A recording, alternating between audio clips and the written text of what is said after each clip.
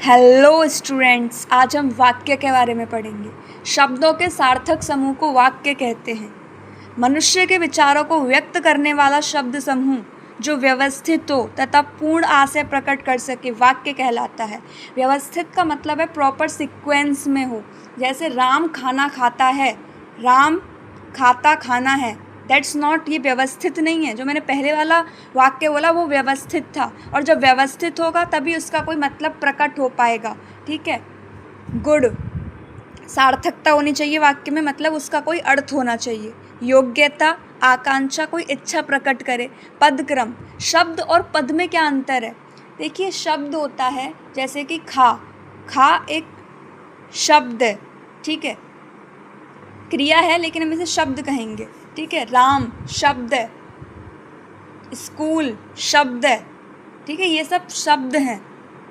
लेकिन जब हम इन शब्दों को वाक्य में प्रयोग करते हैं तो कर्ता, कर्म, अलग अलग चीज़ों के कारण जब वो वाक्य से जुड़ जाता है शब्द, तो उसमें कुछ बदलाव आते हैं, है ना। जैसे खा, खा मैंने बताया एक शब्द है, लेकिन जब वाक्य में आता है तो क्या लिखते हैं? खाता, खाएगा, खा रहा है। तो ये क्या हो गया? ये पद हो गए। तो जब वो अकेला है, इंडिपेंडेंट है, ठीक है, स्वतंत्र है, तो वो शब्द है। लेकिन वाक्य में जब वो शब्द आता है तो कुछ नियमों के कारण उसमें बदलाव आते हैं, उसको हम बोलते हैं पद। पद क्रम, यानी जो पद हैं जो वाक्य में आ रहे हैं वो एक क्रम में हो।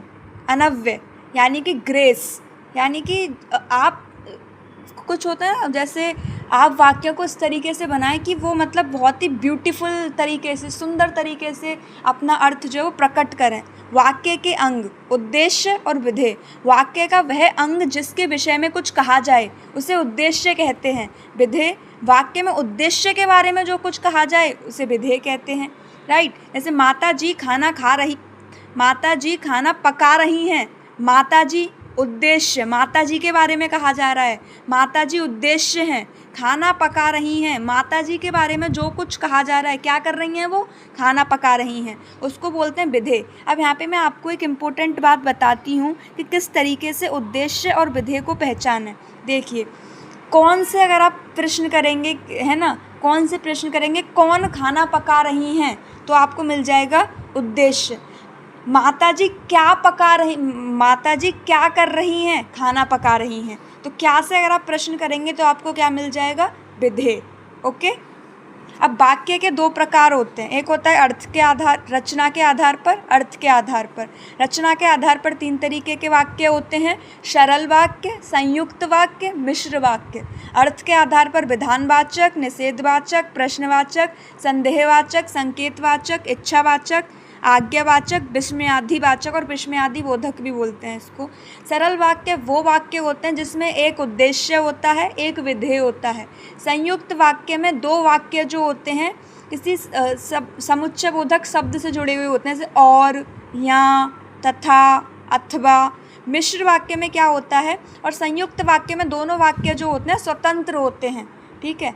मिश्र वाक्य में क्या होता है, 2 वाक्य होते हैं लेकिन एक वाक्य जो होता है वो दूसरे वाक्य पे निर्भर होता है, मतलब एक का अर्थ दूसरे पे डिपेंड करेगा। दोनों स्वतंत्र वाक्य नहीं होते। ठीक है, मैं एग्जांपल्स के साथ बताती हूँ। सरल वाक्य हो गया अंजलि खाना खा रही है।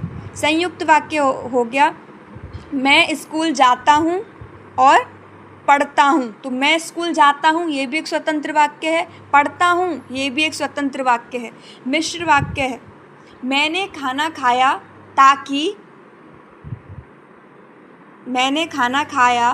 ताकि मुझे एनर्जी मिल सके, है ना, मुझे ऊर्जा मिल सके, है ना।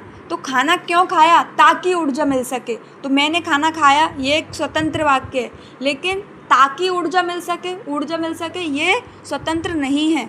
ठीक है।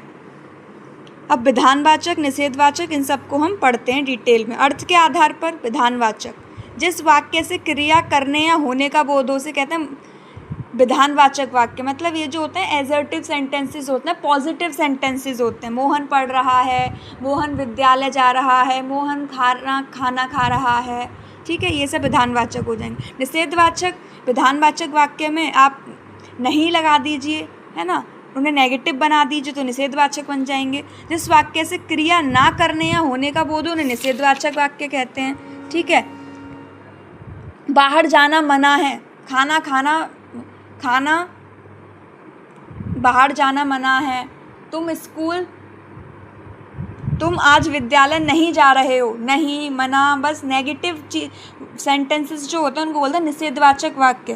प्रश्नवाचक, जिसमें प्रश्न किया जाए, प्रश्न पूछा जाए, आप क्या कर रहे हो, आप कौन हो, आप कहाँ जा रहे हो, आप कैसे हो। ठीक है। संदेहवाचक, जिसमें संदेह या संभावना का बोध हो, शायद आज बारिश हो जाए, शायद आज मैं विद्यालय ना जा पाऊँ। संकेतवाचक, जिस वाक्य में एक क्रिया का दूसरी क्रिया पर निर्भर होने का संकेत हो, कोई संकेत मिले जिस वाक्य से, यदि बारिश होती तो पानी की कमी ना होती। इच्छावाचक, तो मतलब बारिश हो जाती तो पानी की कमी ना होती, तो पानी की कमी ना होना बारिश होने पर डिपेंड कर रहा है। इच्छावाचक, जिस वाक्य में इच्छा, शुभकामना, आशीर्वाद, आशा आदि के भाव प्रकट हों उसे बोलते हैं इच्छावाचक वाक्य। मेरे आज बाहर जाने का मन कर रहा है, ये इच्छा है। आप अच्छे अंकों से पास हों, शुभकामना है। सदा कल्याण हो, आशीर्वाद। अच्छे के लिए आशा, ये आशा है। आज्ञावाचक, आज्ञा, उपदेश, आदेश, अनुमति, प्रार्थना आदि का भाव प्रकट हो वो होते हैं आज्ञावाचक वाक्य। तुम बाहर जाओ, आज्ञा। निरंतर कोशिश करने वाले कभी हारते नहीं, ये उपदेश है। तुम खेलने के लिए बाहर जा सकते हो, अनुमति, आज्ञा। हे प्रभु मेरा विश्वास कमज़ोर ना हो, प्रार्थना, प्रेयर।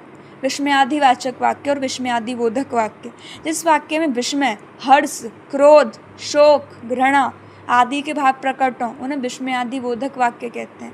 अरे तुम कितनी सुंदर लग रही हो, विस्मय।